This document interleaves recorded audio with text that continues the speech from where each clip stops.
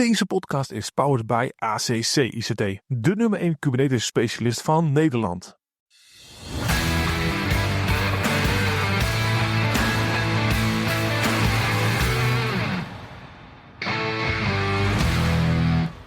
Welkom bij weer een nieuwe aflevering van de Nederlandse Kubernetes Podcast. De podcast over Kubernetes voor iedereen. Ik ben Ronald Kers, hoewel we deze keer wat minder over Kubernetes zelf hebben, hè Jan? Maar over, Nee, nog steeds over Kubernetes, maar meer over OpenShift. Hallo, ik ben Jan Stomphorst. Ja, nee, ik denk Solutions architect bij ACC ICT. Ja, ik kijk of je aan het opletten bent. Ik ben zeker aan het opletten. Nee, het is nog steeds Kubernetes, maar het is OpenShift. En we hebben iemand van Red Hat bereid gekregen om over de nieuwe versie te praten. En wat ik wel heel interessant vind, wat ze dan weer nieuw brengen en hoe het in elkaar zit. Nou, dat gaan we dan naar Principal Solutions Architect Wael Eldoamiry. Welcome, Wael. Thank you. Can you please introduce yourself to our listeners? My name is Wael Eldoamiry, right? It's an Arab name, that's why I know it's a bit difficult to pronounce it, but yeah, just for easiness, right? It's Wael. That's it. Wael, yes. Okay. Will do. I've been working with Red Hat for 8 years. I'm a solutions architect looking after the Red Hat cloud portfolio and more specifically OpenShift as a product. And I think today in our Kubernetes meets OpenShift, yes, we have some good news to share with our audience about what's new with OpenShift. Okay, nice. But before we get to that, can you tell us a little bit about your background in the IT? How did you get started? Very good. I started as most of the IT specialists claim as a developer, right? So yes, I was doing very old ASB development to create websites, right, for customers. And then I looked into the Java development and focused for almost 10 years building some enterprise solutions using Java development frameworks, right? And then I moved into the solution architecture, but most of this experience was client side. I was always the other side of the supply chain, right? Doing solutions for IT departments inside the customer organizations. But the last 8 years, I decided to move to the vendor side. This is when I decided to join Red Hat, working as a solution architect, focusing on their application services portfolio and then their middleware stack. And this developed into also the cloud strategy from Red Hat, specifically open hybrid cloud. And this is where we started to work with OpenShift as a container application platform.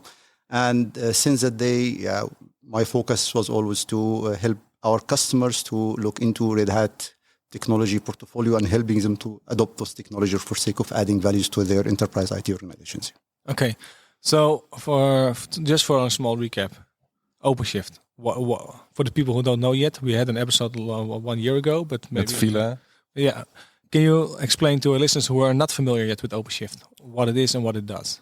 Very good. I think starting with a very elementary or basic idea about the compute, right, and storage and networking as basic, let's say, infrastructure components that everyone wants to consume. And talking about the very traditional way of virtualizing those resources by creating virtual machines and then sharing those virtual machines with different users, consumers to add their workloads there. This was good enough and was helping IT organizations to best use the underlying hardware. But over time, we realized that the static configuration and traditional virtual machine infrastructure cannot really scale, especially talking about elastic computing and, let's say, cloud to be more specific. And this is where the IT organizations started to look at some other elastic models where we can best use our infrastructure capabilities. And this is when we started to see things moving towards containers. So containers, yet another virtualization, but unlike virtual machines. It's not virtualization. We're trying to simplify to the audience by saying that yet it's another virtualization. Okay. Means you have the underlying hardware and you will be able to share it across different, let's say, components called container in this case. Unlike virtual machines, yes, because they don't need guest operating system to run, they don't need static configuration. You don't have to say that I have to start a container with 2 GB of memory and 4 CPU like virtual machines. And also more important, they are very well designed to scale horizontally. And this what gives you the flexibility and very in line with the elastic computing. Comes with the containers a very big challenge with ability to run those containers securely at scale. Hundreds or thousands or even tens or hundreds of thousands of those containers. And this is where we started to look at the container orchestration and container management requirement. That, yes, we need to have a layer to allow us to manage those containers securely at scale. Kubernetes is the de facto standard, is a very well-known orchestration engine, allowing IT organizations to scale those containers and run them securely, right, on different infrastructure. OpenShift is an application or container application platform built on top of Kubernetes, adding a lot of enterprise services on top of it, and allowing those services to be consumed by the IT, let's say, resources, either development teams, operations teams, security teams, networking teams, things like when you run those containers on Kubernetes, yet you need to have, let's say, software-defined networking, software-defined storage, you need to have logging, metrics, observability, traceability, you need to have development tools, right, for those developers to build their applications, pipelines to streamline the delivery end-to-end, GitOps capabilities to define system configuration, having single source of truth, and being able to tune their production environment according to the desired state in the. So all those services are well integrated and chosen by Red Hat with what's called opinionated, right, technology stack, integrated, well integrated into a platform called OpenShift. Okay. I hope this is.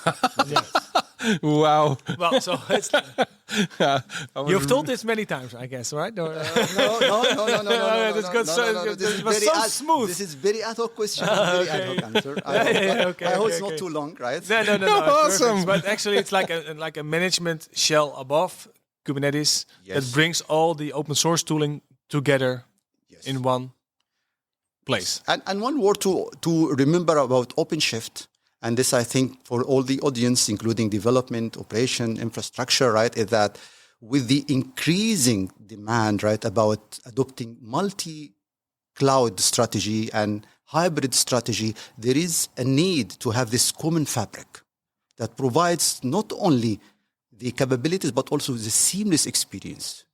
For a while, forget about the technology, talk about the experience that every single administrator has to go through for being able to manage the infrastructure, either it's Azure or AWS or Google or on data center, on bare metal or virtualized. I want one unified way, one seamless experience to be provided to my administrators to be able to manage the infrastructure across the providers and, more important, to manage the workloads on top of it. And it's not, I think, a surprise that OpenShift allows this not only for containers. I think we are all aware that OpenShift also allows administrators or, let's say, platform engineers to also run virtual machines, because nowadays we have also OpenShift virtualization. So you can run your virtual machines next to your containers on the same platform across all the different infrastructure providers. And that's one of the new things. The virtual machine part? No, it's been around for 3 years now, but it's maturing. And today we'll share some good news, really, really good news for the virtualization administrators, some good new features added to OpenShift 4.17. Yes. Okay, now let's talk about those features. What can you tell us about it? The latest version on moment of recording is 4.17. Yes, and it's very, very... very new baby, right? It's just, I think, 1 month old, right? Or less than a month old, which is, really good to talk about it and the new feature that comes with 4.17.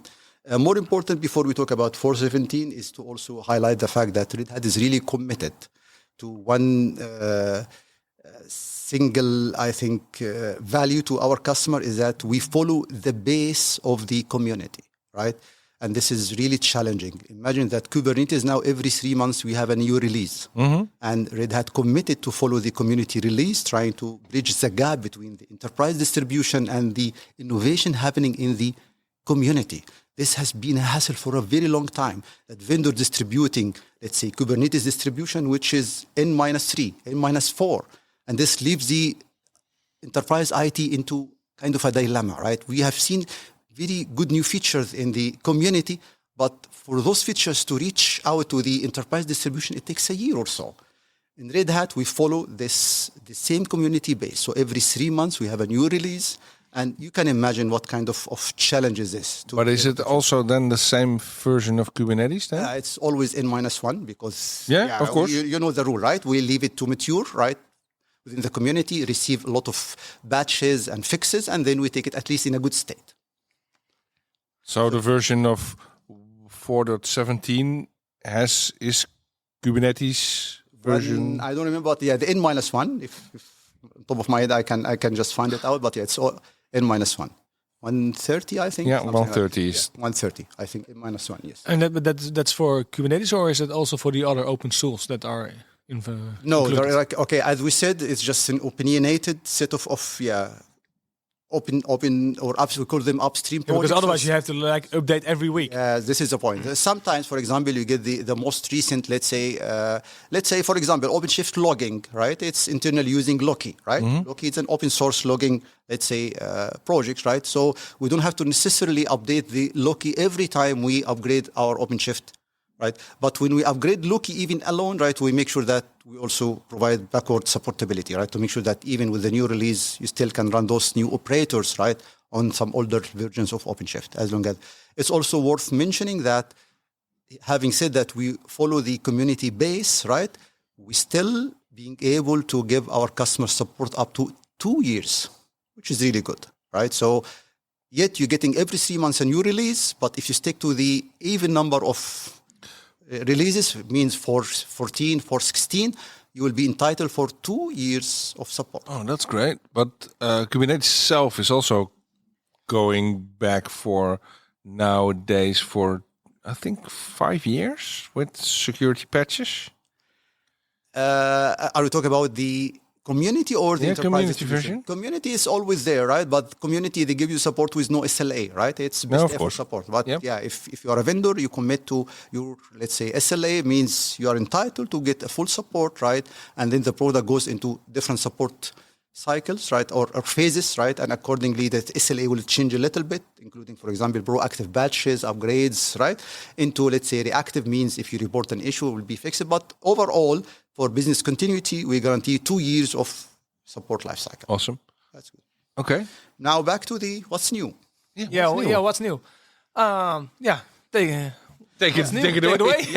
There are so many things, right, that come new with OpenShift 4.17. But what we'll do, we'll just try to highlight the most important parts, Yep, and we'll awesome. try to cover different, let's say, views, right, from administration, from day 0 setup installation, day 1 setup installation, day 2, let's say, operation, and also the security, and maybe or not maybe. Sure, we have to talk about AI, right? Since this is So one of the, for example, challenges, right, we have seen with our customer is that the ability to scale the cluster, adding nodes, not because it's not doable, but because it actually depends on how did you install OpenShift. OpenShift comes with 2 different installation methods, one called IBI and UBI. The installer provision infrastructure means you offload everything to the installer, let the installer talk to the provider, create the virtual machines, the cloud instances, and then push OpenShift deployment right on top of it. Or UBI means you as a user, you provision all the infrastructure, the number of virtual machines required, do everything, and then the installer will run to install OpenShift services on top of it. And actually depends on the way you installed OpenShift, there was a different experience on how to add nodes. And this, yes, doable, but yeah, why would cluster administrator need to deal with 2 different ways to just for sake of adding a node? So trying to make their data operations more streamlined and easier, we added one unified way with 4.17 to add a new node, right? And it's just a CLI command. So imagine just very in line with the GitOps, so you can have it as part of your GitOps flow, right? And just a simple OC command to say that, for example, OC admin, right, node image, and then you create this node image. This is very good in terms of abstracting away the installer experience and give you one unified way during data operation on how to add nodes. But what is even more interesting that this node, end of the day, is just nothing but an operating system image, right? To be created and then added to the node to be provisioned. It's chorus. Yes. The good news is that this image can be reused. So you can scale your dev cluster or non-production cluster for sake of dry and testing, have everything ready, and then you take this image and then use it to scale the nodes on the production or even on the bare metal or the vSphere, for example, if required. So it means also this gives you flexibility to add this node on different providers, which is, I would say, this is really smooth experience compared to what... And different providers, you mean also different clouds? Yes, right? So, and if I Including Oracle Cloud, for example, OCI. By the way, you can do on-premise, for example, and scale a node and create the image, and then take the image to your Oracle OCI, for example, and add a node to OpenShift cluster running on OCI. yeah, cool. Which is really good experience in terms of simplifying day-to operations for administrators. Okay. And during the presentation, there was also a mention of Lightspeed. Yes. I think AI now is a very hot topic, and Red Hat is doing well and great in terms of introducing capabilities to the AI community in terms of developing, right, and training models, as well as the ML ops, right, hosting those models and building, let's say, scaling the implementation by pushing those deployments to production. But what we also thought of is, why don't we provide our first implementation using our tools, our LLM model and our ML ops, right, as part of the product capability? So introduce what's called OpenShift Lightspeed, which is AI-based assisted, right, kind of chatbot, right, assisting chatbot integrated inside the OpenShift web console. So for those administrators, they are half-learned or in their journey, right, about to kick off the full learning path, but they are not able yet to wait for touching production environments and learning how to manage it. You have the OpenShift Lightspeed, which is a very nice chatbot, right? You just ask Mr. Lightspeed what you need to do, right? So questions like, listen, I have a cluster and my manager is nagging all the time, asking for scaling this cluster from 3 nodes to 5 nodes. And I don't know how to, right? You just come to the Lightspeed and say, listen, how can I scale my cluster, right? And all of a sudden you get very clear instructions with assisted commands, right? You can just take them, give it a try and see the response. Not only that, you can also ask the Lightspeed, listen, looks like I have a problem in my cluster. Can you help me troubleshoot the cluster? How can I start? Starting from nodes, from pods, from networking, from storage, right? Has it access to the cluster? No, right? It means it cannot act on behalf of you for now. No, but it can read. It can read. Yes, it can. It's not problem solving yet. Yeah. But yeah, because we were just joking about this before the session. Like, even if it's the best ever AI technology, would you really trust it to manage your production clusters? I think the answer is no, right? No, at least right. for now. At least for now. Yeah, we all trust Tesla, but we still doubt about the autopilot. Yeah. But it feels like a little bit like a co-pilot also, right? It's the same idea behind it. Yes. And I think we add most of the other features introduced to OpenShift that we wait for the customer feedback about the value of such capabilities introduced in the platform. And if we really see value, surprisingly, you will see that this will advance in a very fast way, right? Maybe with the next release, we will see that, the Lightspeed can really interact and start doing some action. So it's more than an FAQ on steroids. But AI-based means also for you to, or for the audience to know that the only source right now was fed to this model, the LLM model, is OpenShift documentation. Okay. So now you can imagine if we increase this span of the training to add our knowledge articles, our support, let's say, tickets, right, with definitely anonymous data, because customer data cannot be exposed there, that I'm sure this will reach to a level where it can really do a lot of magic. Oh, And that's it's only awesome. for your instance of OpenShift, Yes, right? it's only the OpenShift web console capability, right? It's not used outside. No. OpenShift, Okay. yes. Cool. Perfect. And also we have some good news for those virtualization folks, right? Those are looking at OpenShift virtualization as an alternative option for virtualization. We have received a lot of queries about, first of all, OpenShift virtualization. We all know that, yes, we can now host virtual machines on OpenShift clusters, but most of the cases you will have multi-clusters, right? And those clusters, maybe they run on different locations, right? Between data center, cloud, whatever. And we do have the fleet management, which is Red Hat Advanced Cluster Management. This is a hub cluster where you can register all those managed clusters, and then you can do cross-cluster management. Yeah, it's like OpenShift and OpenShift. Yes, let's hub-spoke model, Inception. right? But it's a hub cluster, right, hosted somewhere, and this hub cluster will be used as a single pane of glass where you can see all other clusters for sake of managing, right? Managing means you can provision, you can do data operations, you can scale, you can do whatever. What was lacking or what was missing there as part of the capability is the cross-cluster virtual machine observability. So now imagine you have 3-4 clusters. Good, I'm able to manage, but I don't have one single view to understand, for example, how many virtual machines do I have? Right? How many of them are running? How many of them are healthy? You really needed to go to every single point. Yes, unfortunately. But now, we say fortunately, we have the observability dashboard inside the RHACM, the hub cluster. So with a single click of a button, you get very nice dashboard where you can see how many clusters, how many nodes, how many virtual machines, how many of those virtual machines running, starting, stopped, with errors, failing. Not only that, but you can also look at the cross-cluster resource utilization. So overall, I can see across all my clusters, all my providers. If it's in Azure, in OCI. Does it really matter? Virtual machines are really a different workload. Yes. And virtual machines, then comes the backup equation back.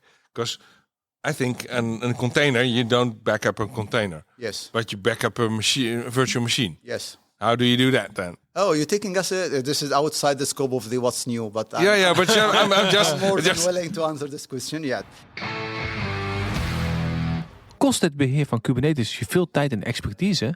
Maak kennis met ACC ICT. Zij ontzorgen je volledig met managed Kubernetes diensten op elke cloud. Gecertificeerde specialisten zorgen voor compleet beheer, 24/7 support en optimale beveiliging. Jij kunt je focussen op je core business, terwijl je Kubernetes-omgeving in betrouwbare handen is. Manage Kubernetes van ACC ICT. Jouw zorg, onze expertise. Bezoek accict.com.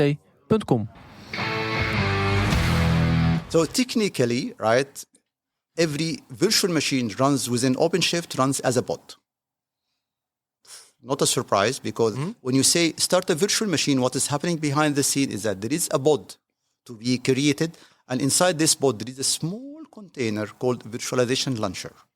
This small container will talk to the host KVM, because end of the day, OpenShift actually using KVM as a hypervisor, and then asking this Mr. KVM, please, can you start a virtual machine? From end user perspective, you don't deal with this pod. You don't deal with the virtualization launcher, but this is how the flow, right, works inside OpenShift. So yet there is a virtual machine created, but from management perspective, OpenShift looks at it as a pod, as a container, right? To stop the virtual machine, you just come to the pod and say, stop the pod.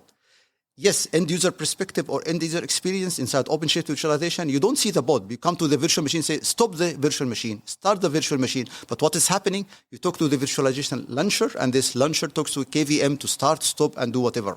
So OpenShift comes with very nice capability called OADB, Open APIs for Data Protection. And this allows OpenShift to query all the objects created within the etcd, right? Along also with the back storage, if any distance volume, right? And then do a backup, full backup for those objects. So the virtual machine is nothing but just another CRD, right?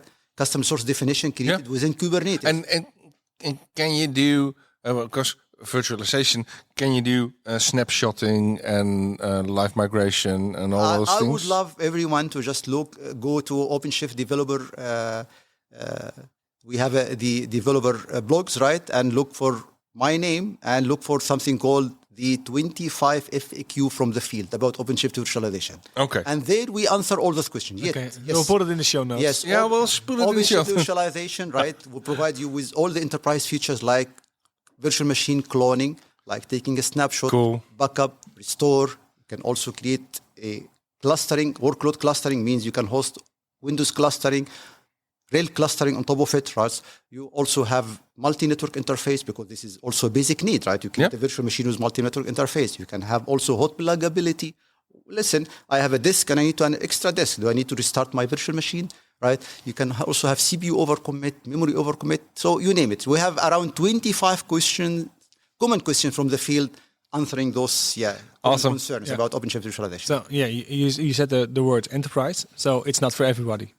No, it's not for the small scale.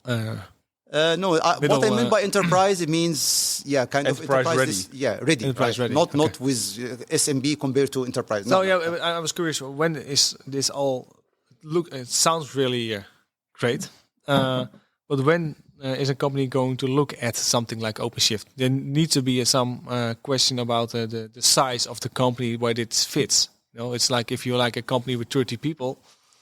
Okay. You know, when do you think people start thinking about implementing something like OpenShift instead of just doing bare metal Kubernetes? Very good. I don't want to look like a magician having answers to all questions, but No. this is a very, with no offense, this is a very basic question. We are all in Red Hat trained to answer this question with the reality that OpenShift is meant to be a platform for everyone, right? So this is why we have something called OpenShift runs on any location, on any footprint, right? In any infrastructure, hosting any workloads. Very simple rules that will really ease the answer. Means what? Any footprint means, listen, I'm a big company, I have my own infrastructure, and don't count the boxes. I have the boxes, right? And I need just to guarantee resiliency at all levels. Can OpenShift fit? Yes, right? You can build an OpenShift on a very complex infrastructure, tens or hundreds of physical hosts or mixture between physical and virtual machines. It can be also hybrid, host some of the nodes on the virtual, some of the nodes on the bare metal, other nodes on the cloud instances. That's fine, good. But I'm a small company. All what I have is a small server room, right? I'm a retail, right, kind of shop, right? I have a server room where I have just stack of 3 nodes, right? Can I host OpenShift or install OpenShift? Yes, we have something called the HA Compact mode, right, where you can install OpenShift 3 boxes, and this will guarantee high availability as well.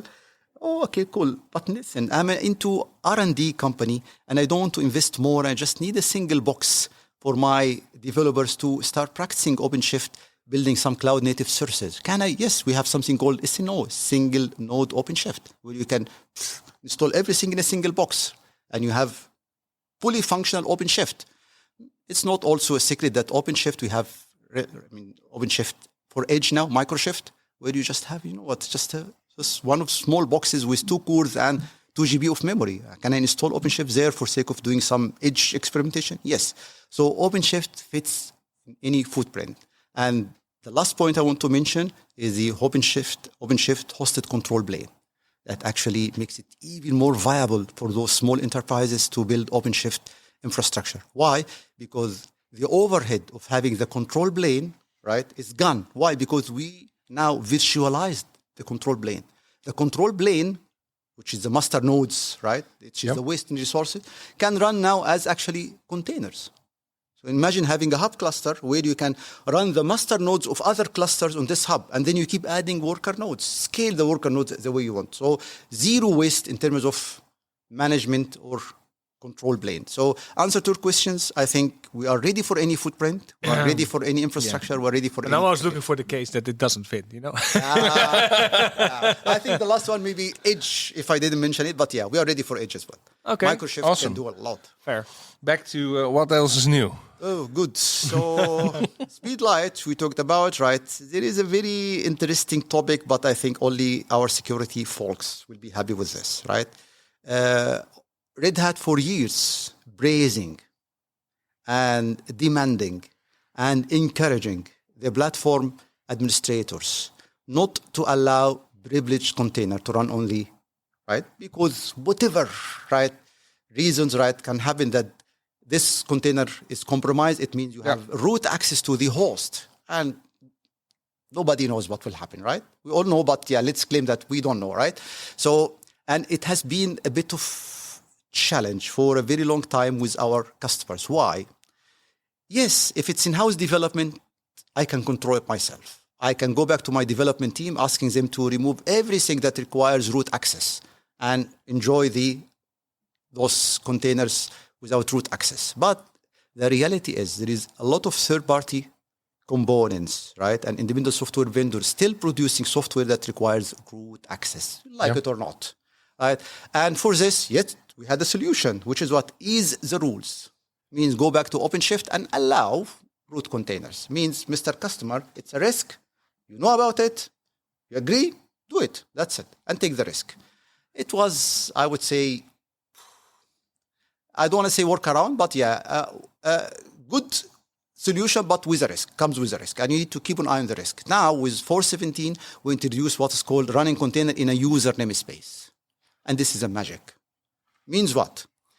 The risk running a root container with root access, was always because the container runs in the kernel space. Yeah. And if the container is compromised, you have access to the kernel space, you have access to the system APIs. You can say mount a new disk, unmount storage, create new network interface, do whatever, magic, because you have root access.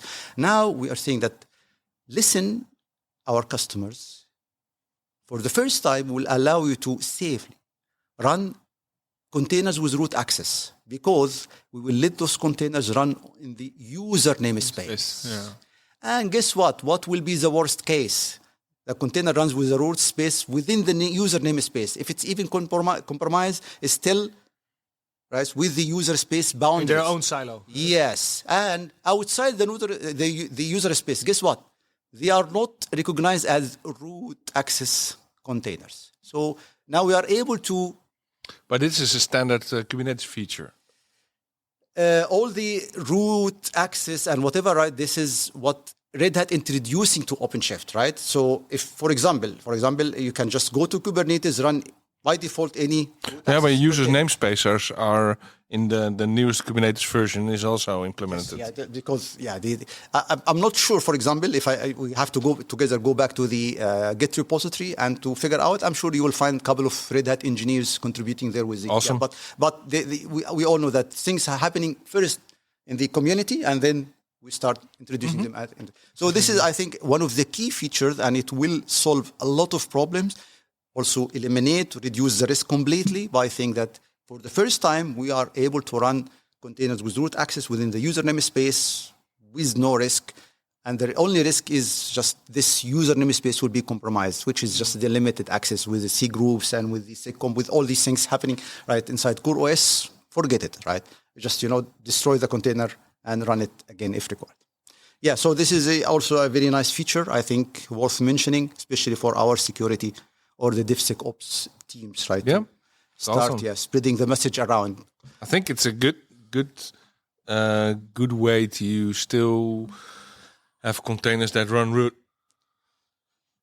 I would say if I'm in charge of this, I will have a policy not to allow by default deny, right? Yeah. Deploying, right, privileged containers, and if there is a case that requires really such, right, we ease the rule for a specific namespace or a specific workload, and then we introduce the user namespace to make it at least safe. Yeah, but as you said, the default is why do you need the root access? Just tell me I why. was just thinking, why would you need it? You don't need it. It's easy. Yes. You can ask your development teams, but you cannot ask your software vendors because these guys, they come with the upper hand. This is how we distribute our software. And you've got two kinds of. You're talking about privileged containers, and you're talking about containers that run root.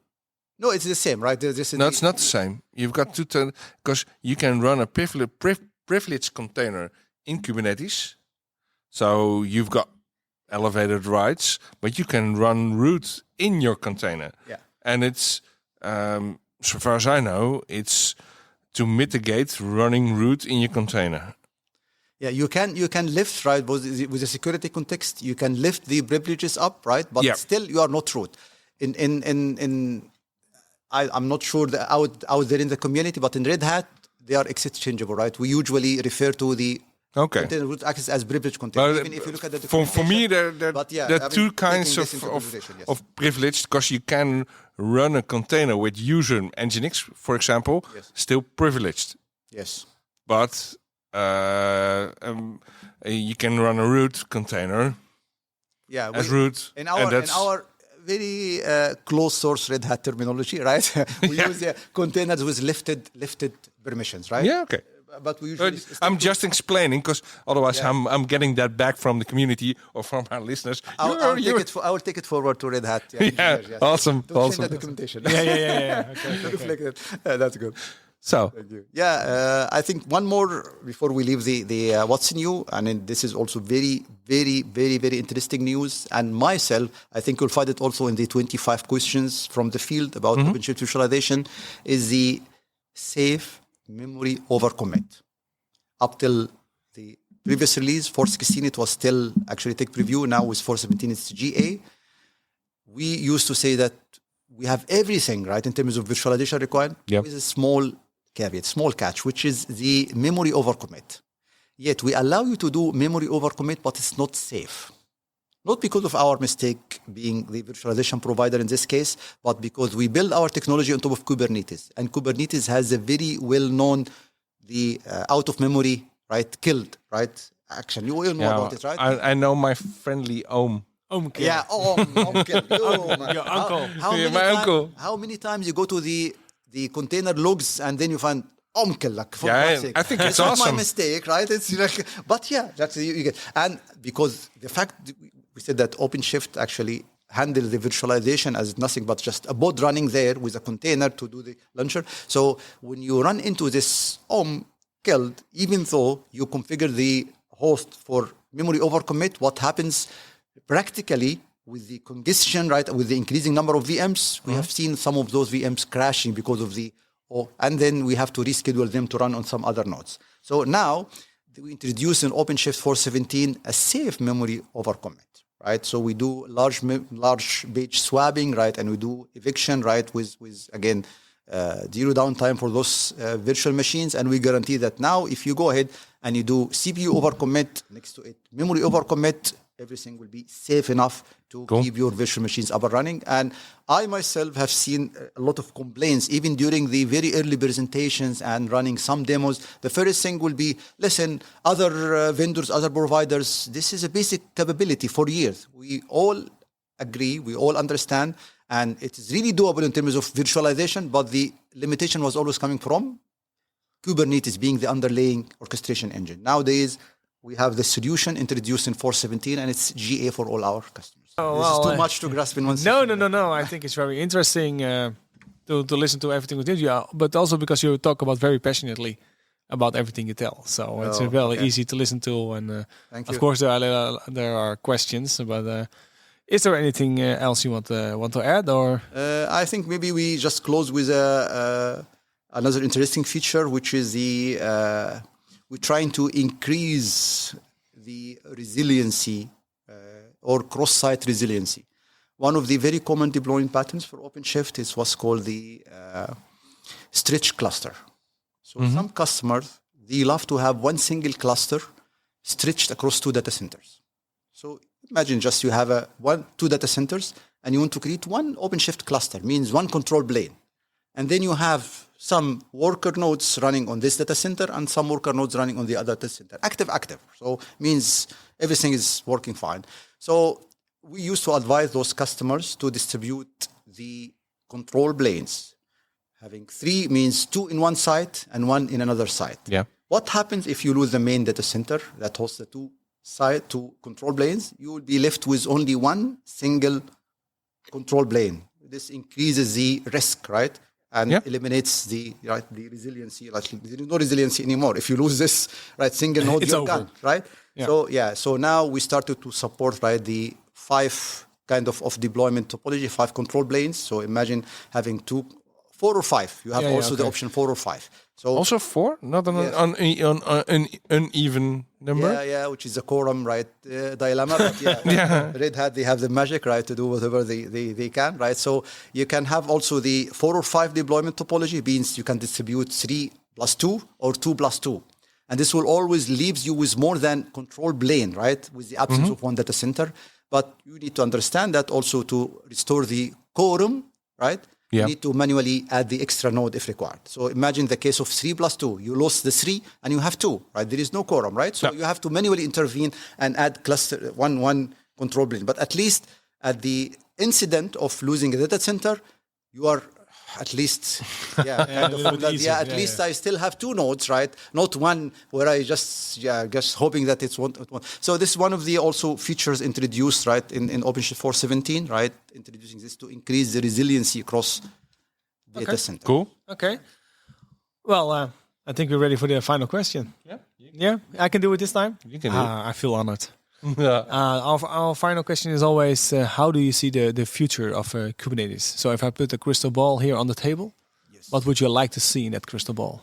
One of the things that I have seen also kind of increased in the awareness or the interpretation of Kubernetes. OpenShift for a while. Kubernetes is that we used to say Kubernetes is a common fabric. Kubernetes abstracting away the providers. Kubernetes providing you with one common fabric across all the providers. But what also we have seen with the increasing also in terms of resiliency, right, being part of the infrastructure. For example, DORA, for example, right, regulations, and now it's mandated for all the FSI organizations to do operational resilience testing. Testing means, no, take it to action. Go ahead and take your data center down. Go ahead and take your availability zone down and show me how your applications will behave in the absence of a data center. Chaos monkey. Chaos engineering. Chaos engineering. Yes, but at really massive scale, right? I cannot. Yeah, we have seen that it's happening, right? Some cloud providers, they go off for some reasons, but yeah, they want you to be ready for this. So Kubernetes, with the capabilities it is introducing now, can be really this national resilient fabric for a country like Netherlands, for example. Yes, listen, I want to build this national resilient fabric. And for a while, I have a peace of mind, right? Not to think about where my workload will end up being deployed on my data center, on my AWS, on Azure, and also giving you the flexibility to really adopt what is so-called open hybrid cloud or multi-cloud, right? In reality, because till date, what is happening? Yes, we have two providers, 3 providers, but end of the day, right? I have to deal with the provider in terms of how do I manage my infrastructure, how do I push my workloads, and how do I train my, let's say, no, Kubernetes is the answer to this question, and we started to see this in action. Some big organizations started to really rely on this operational resilience testing on building this national common fabric across all the providers, including even the local providers, right? You have some private cloud providers, some CCSP provider, right? Yes, also. So a virtual machine would be a pod, and a pod is called in AWS a pod, in Azure a pod, on-premise a pod, and somewhere else a pod. Not only that, right? It has the exact same life cycle management, right? That's awesome. No matter where it runs. Not only that, it also enjoys the scalability that comes out of those providers, whether it is VMware or it is AWS or it is bare metal. So you can imagine, right? Things that we used to spend days and nights for just sake of finding a solution, and it used to be very tailored, right? Very kind of plumbing solution. Nowadays, they come as just feature, capability, just to enable it and start using it. So I think the future is very promising, but what we have it will take a long way to get not only there. that, I think vendors, they have to work together more and more. Because I don't see, honestly, one vendor in the picture can manage this huge demand and this huge expectation. So, and this is what we see in events like this, right? We're bringing all vendors together, enjoy kind of the collaboration and the adding value to our community. Okay, cool. Thank you very much. Thank you. Inspiring very much. words. Yeah. Thank you. Thank you for taking your time to join us in this podcast, and we'd love to talk to you again in the future. I hope next time we run it in Dutch. Great. Thank you. Okay. Bye bye. Bye-bye. Deze podcast is een initiatief van ACC ICT en wij zijn te beluisteren op onze website k8spodcast.nl via Spotify, Apple en alle andere favoriete podcastproviders.